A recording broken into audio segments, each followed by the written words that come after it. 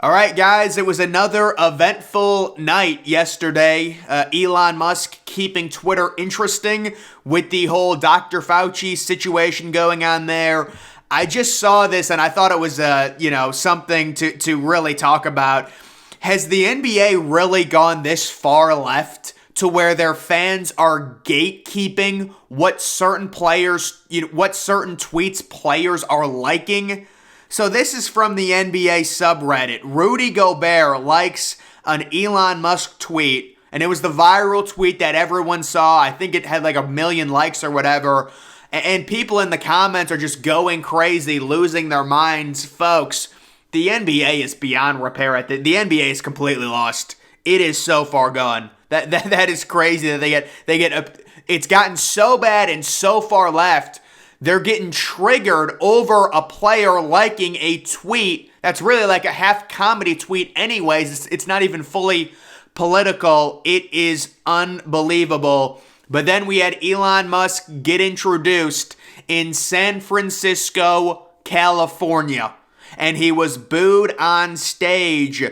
And liberals and people on the left absolutely love it. Of course, it is totally backwards. And you wonder, how does something like what's happening in China right now with the government control they have over their citizens and all the crazy camps they're building and imprisoning people, how does that happen? How do citizens sign up for that and allow it to happen when the citizens vastly outnumber the government? Folks, it's this type of groupthink where they're booing Elon Musk, but all Elon Musk is doing is bringing free speech to Twitter.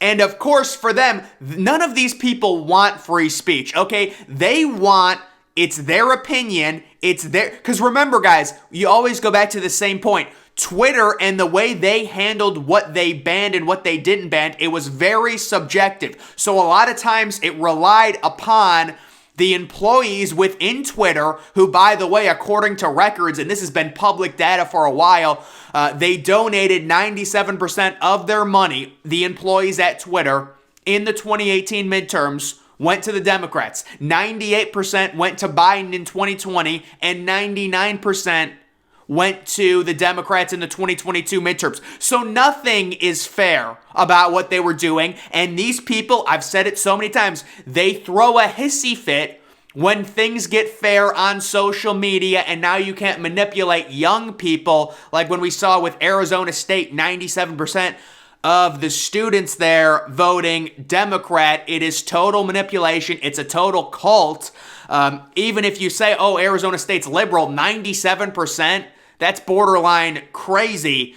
And Elon Musk, again, guys, Elon Musk spent $44 billion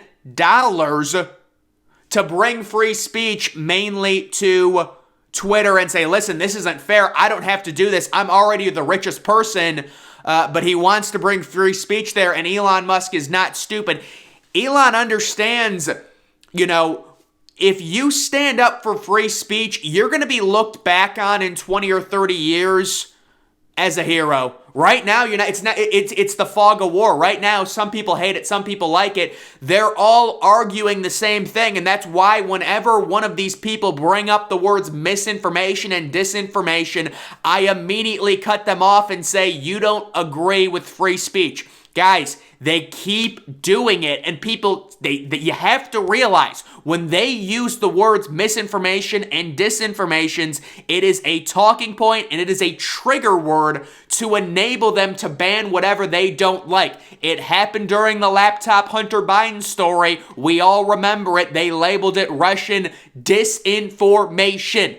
Anything I don't like is disinformation. That's why we need to police Twitter and all of these other social medias, when in reality they just want a bully pulpit to totally control young people. They don't have that anymore. They know how valuable it is. With Elon Musk buying it, now they're at lashing out, acting like third graders, throwing a hissy fit because now we have free speech on the internet. and they go out and they boo Elon Musk. This is exactly how we expected them to act. It's not surprising.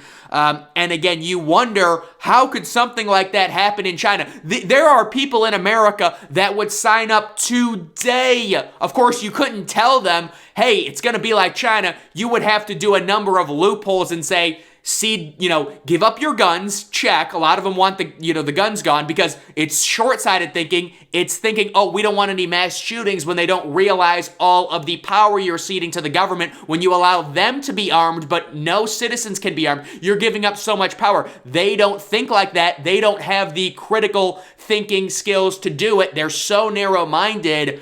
Cede up that power, give up the power, let the government control what's being said online on the internet. Absolutely, because disinformation is rampant, misinformation is rampant. Dr. Fauci is a hero. Guys, let me just say something about Dr. Fauci, and I'm not going to talk about it too much because I don't like talking about things I'm not sure on. But Dr. Fauci claims that he's an infectious disease expert.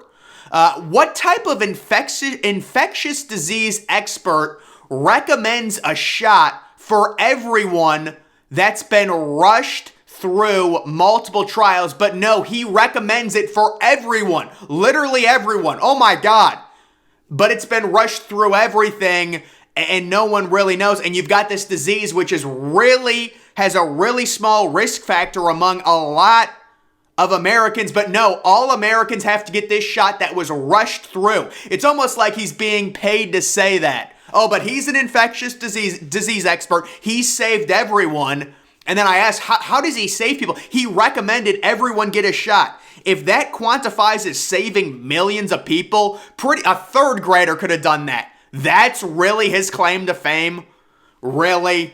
Is recommending everyone get a shot, recklessly recommending it, and being in bed with the Democrats, basically being their official spokesperson during the whole pandemic. It is disgusting.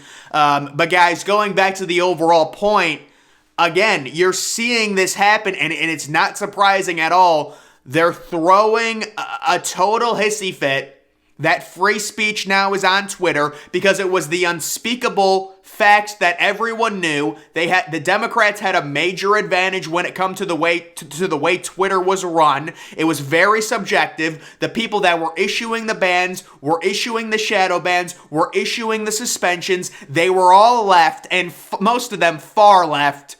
And Elon Musk comes in and says, listen, we're going to blow this whole thing up. And now Twitter is seeing absolutely record traffic because Elon Musk is such a draw, and he's releasing these Twitter files and marketing it in Threads, which is driving up site traffic ridiculously. It's going to make Twitter way more money than the woke women running the platform. And of course, he fires most of them, and then they sue him and say he's sexist, which is just amazing. So guys, and then people say, oh, you're obsessed with Elon Musk. No, Elon Musk is doing a really good thing. I'm just admitting it.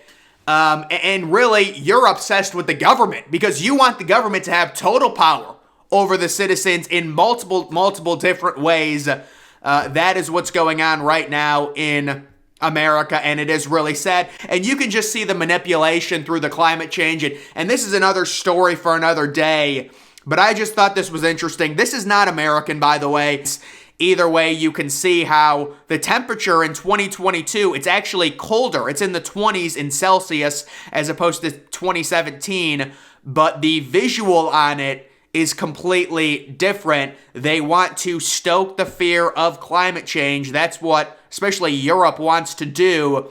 And of course, guys, climate change is a really complex thing. I think my main issue with climate change is they make it seem like if we lower our CO2 emissions to zero, everything will be better. When in reality, it's China who has double the CO2 emissions. But no, we can't say anything about the beautiful gods, the Chinese Communist Party, even though they have double our CO2 net emissions. If we actually invest and lowers ours to zero, China's still going to have the most by far, and it will not do much of anything. I mean, it will help the climate, but I mean, if you were to think who has the most CO2 emissions, I think most casual Americans who actually don't know the data would say, oh, America by far. If we lowered ours, everything would be better. When in reality, this is really China's problem more than America's, because of their factories producing so much crap into the atmosphere. And then we've got, this is one of Twitter's, this was like their head of safety tweeting out that Donald Trump is an actual Nazi. So again, this goes back to the whole idea. They had such a massive advantage on Twitter and really on every social media of how they silenced certain people. Overall, it was so one-sided. And you've got one of the individuals who actually helped banned Donald Trump back in 2017, calling Trump a Nazi.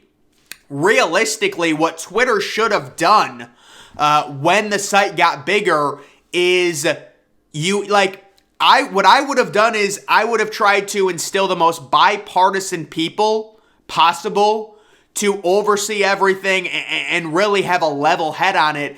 That's not what they did. They hired a bunch of far left woke people. The site went completely downhill, and they started banning people and censoring people. And unfortunately, a lot of liberals became so used to it, they thought it was commonplace and it was good, and they started arguing for it, right? That's where the whole thing says, oh, it's a private company, they can do whatever they want. So you're arguing that you can silence people that you don't like. That's what they're arguing for. When they say, and this was a big thing, obviously it's blown to smithereens now. They can't say anything because Elon Musk owns Twitter, literally owns Twitter, so they cannot say anything. But the big thing was just 7 or 8 months ago, if you went to them and you said, hey, this is totally unfair. The people they're banning, you've got, I remember a story where an Asian woman was completely racist against white people, like blatantly racist. She didn't get banned, she didn't get suspended, nothing happened. And it's like, how does that go through? And they're like,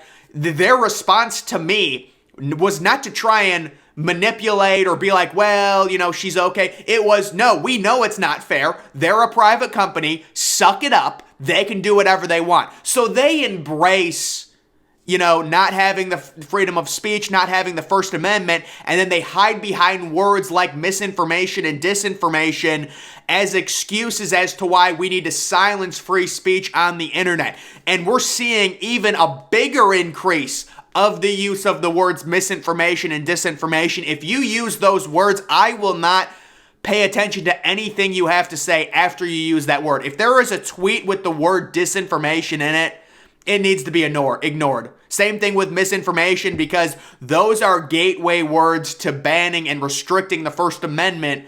And really, it's kind of like the whole school shootings things. Well, because some 17-year-old kid, who hasn't even had a developed brain, goes around and shoots people, the answer to that is taking away the citizens' rights to firearms. That's the answer, right? That's what they want you to think. And listen, it's terrible. The school shootings, they have to stop. We have to do something about it.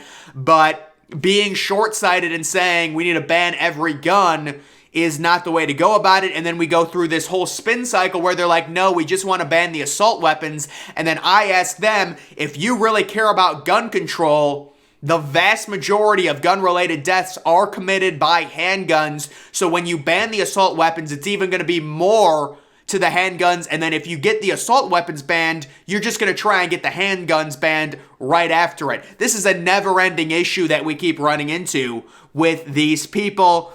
And here's a perfect example. Kyle Griffin, who looks like a porn star, by the way, comes out and says the man who shared disinformation about Paul Pelosi allowed hate speech. There it is. Hate speech, disinformation. The only thing we're missing is misinformation on here. But he's obviously saying stuff about Elon Musk. And that's what they're going to do. Because really, when you allow freedom of speech, you are going to run into some issues, and this is just the reality of freedom of speech. This is what, guys, so if anyone doesn't like freedom of speech on the internet, I'm sorry, but America is probably not the place for you. Like, that's where we're at. Yes, freedom of speech, like every freedom, has issues. Owning guns has issues, certainly. There's going to be more gun-related deaths, things like that, obviously, if citizens are allowed to own guns. But if you don't like that, America is probably not for you. That's what this country is. I'm sorry. I don't know what to tell you. We can buy you a one-way ticket to Beijing, and you can go live in one of their camps they just constructed. If you want the government to tell you what to do, you can do that. But you're not bringing that here. That's the big issue we're running into with these people. You're not going to bring that type of restriction to America.